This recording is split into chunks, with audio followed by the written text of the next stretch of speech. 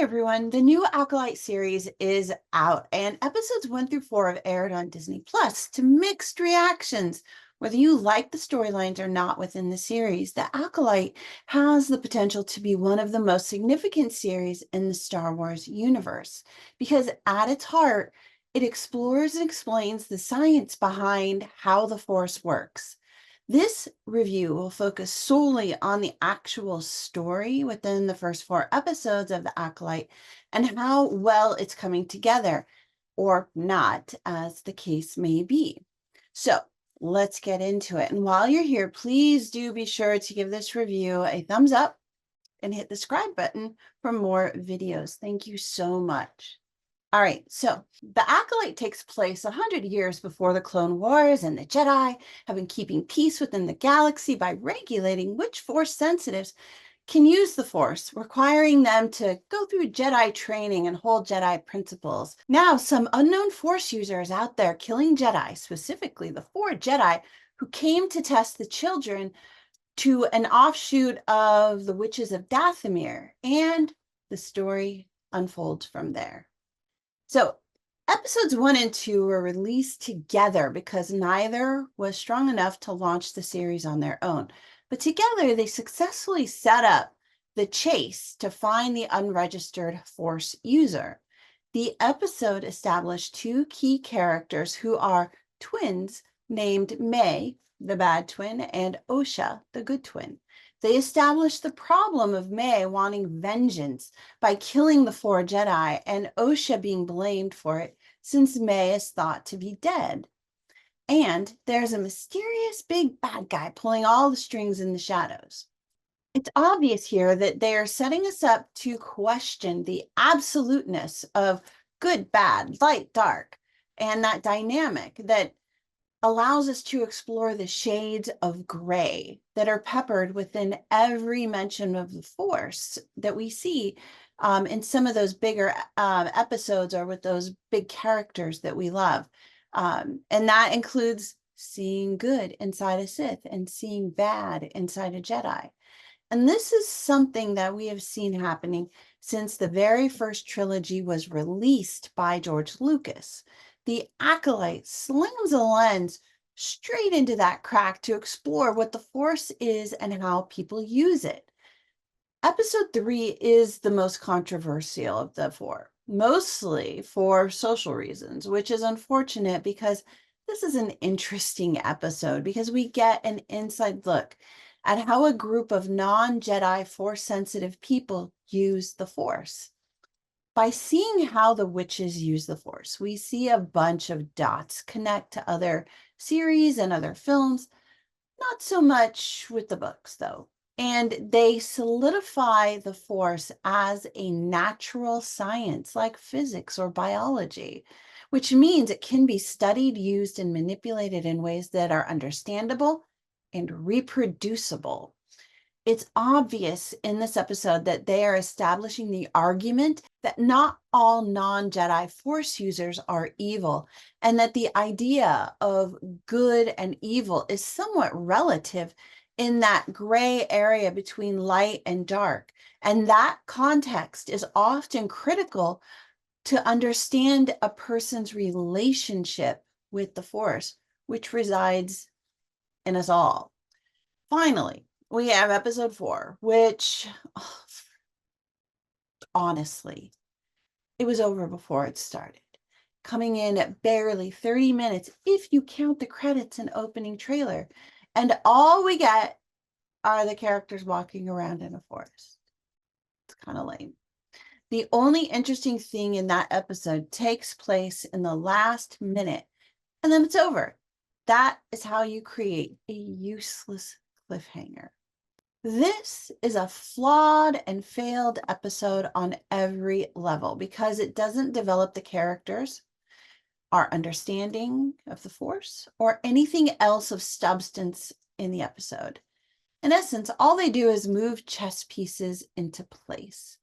And I despise a chess piece episode because they are a waste of everyone's time and they kill viewer interest. What they clearly tried to do with this episode was to establish that May has some good in her and that Having Osha around to help find May could bring that goodness to the surface. They could have done that in a variety of different ways.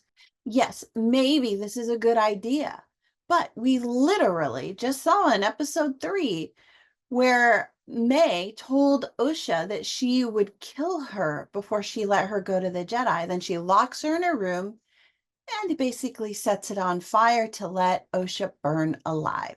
Now, come on, like I really have a hard time believing that. I deeply question these story choices because they don't make sense. Is that the action of a young girl with goodness inside of her who loves her sister? That's like a deep, deep obsession and control. So yeah, I'm not sure I'd call that good inside her when she finds out that Osha's alive.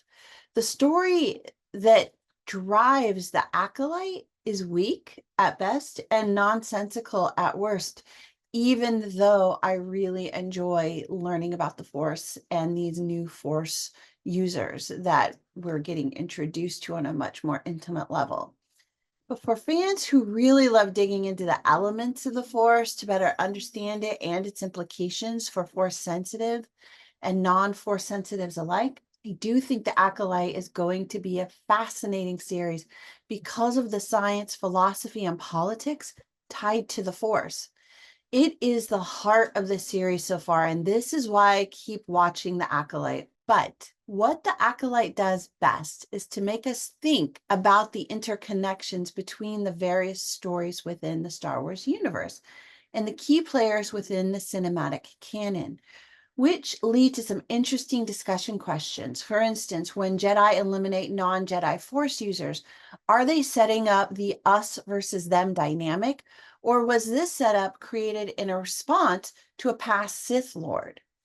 Since this dynamic naturally creates an imbalance in the Force, are the Jedi now concentrating the dark side balance into a handful of Sith who stay in hiding, at least for now? Is this a doomed repetitive cycle of rising and falling Siths and Jedis as the physics of the Force try to find balance in those gray areas?